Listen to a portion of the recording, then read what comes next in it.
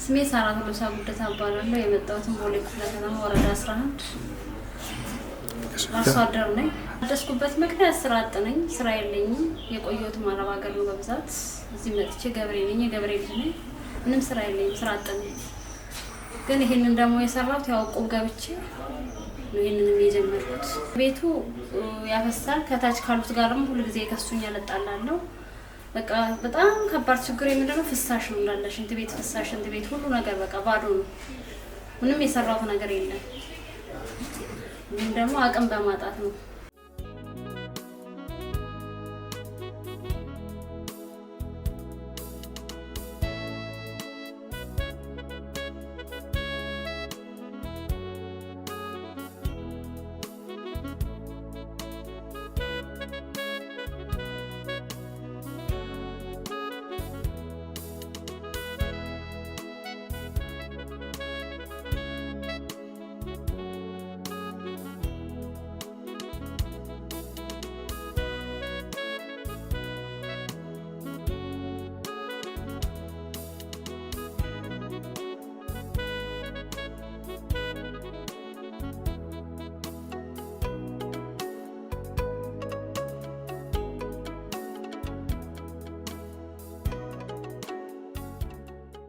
አጨርቁ ይባላል።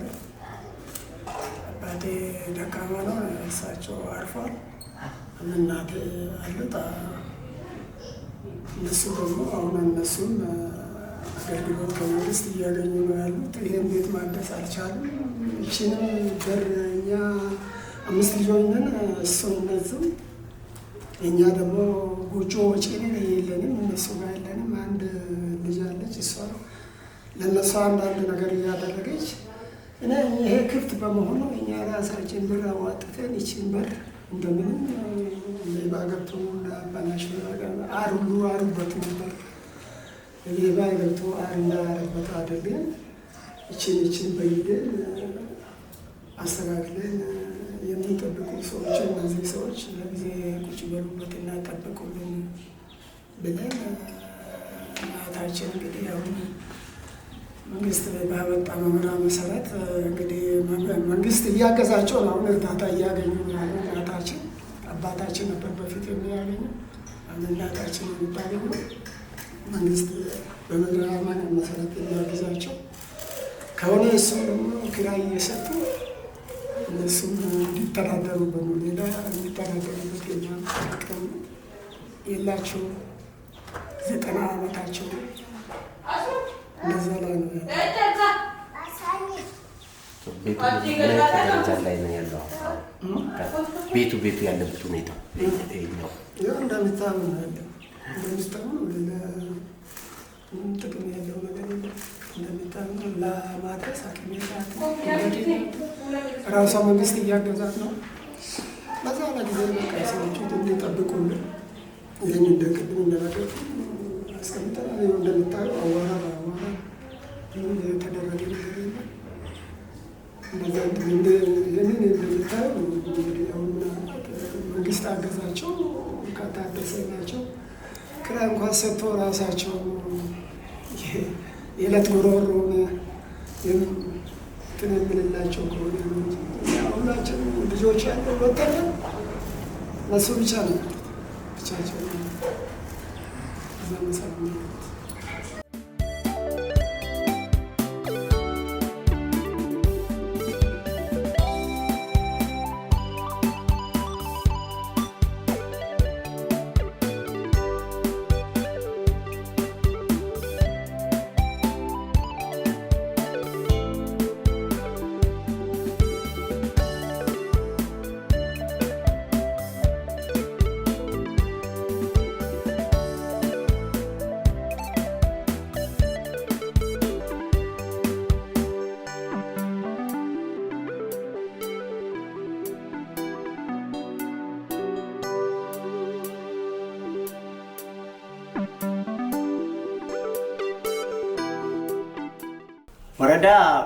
ወረዳ 11 ቦሌ ክፍለ ከተማ ነኝ።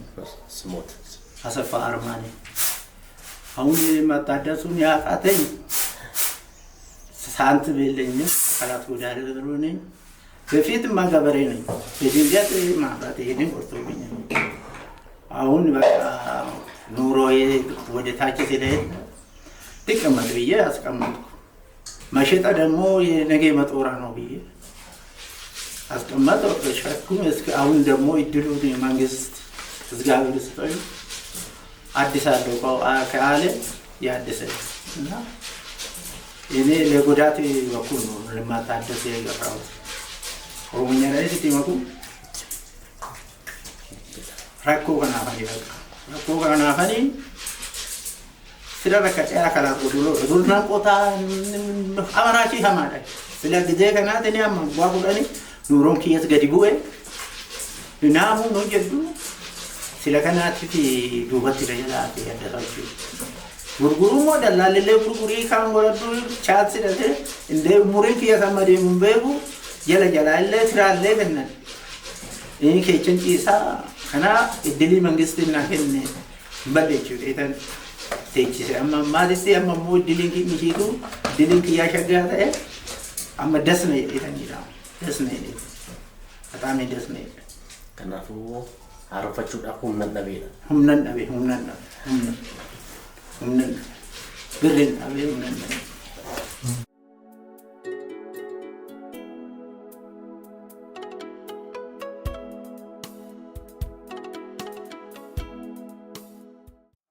ትባላለች። ወረዳ 4 ለሚኩራ ላይ ነው የምትኖረው እና ይህንን ቤት ያው ደርሷት ነው በገበሬ የደረሳት ቤት ነው። ግን ያው በተቻለ አቅም ደግሞ ቤቱን ትንሽም ቢሆን የተወሰነ ደረጃ ያው እኛ በአቅማችን ረድተን ያው እንደዚህ ቻፕና ሴራሚኮች ምናምን ናቸው የሚቀሩት እንጂ ሌላው አንዳንድ ነገሮች ይቀርባታል። ግን በተወሰነ ደረጃ ደግሞ እንደዚህ ያደርገንላታል። እሷ ደግሞ አትግቤኛ ሳድሰን እንትና ምናምን ስንላት ያው ትንሽ እንትና የማለት ነገር እናስቸግራት ነገር ነው የሚመስላት። ከዚህ ልክ ደግሞ ገብታ አንዳንድ ነገሮችን ያው በተቻለ አቅም እኛ እናገዛት በሚል ነው እንጂ ሌላ እንትና የተደረገ ነገር የለም።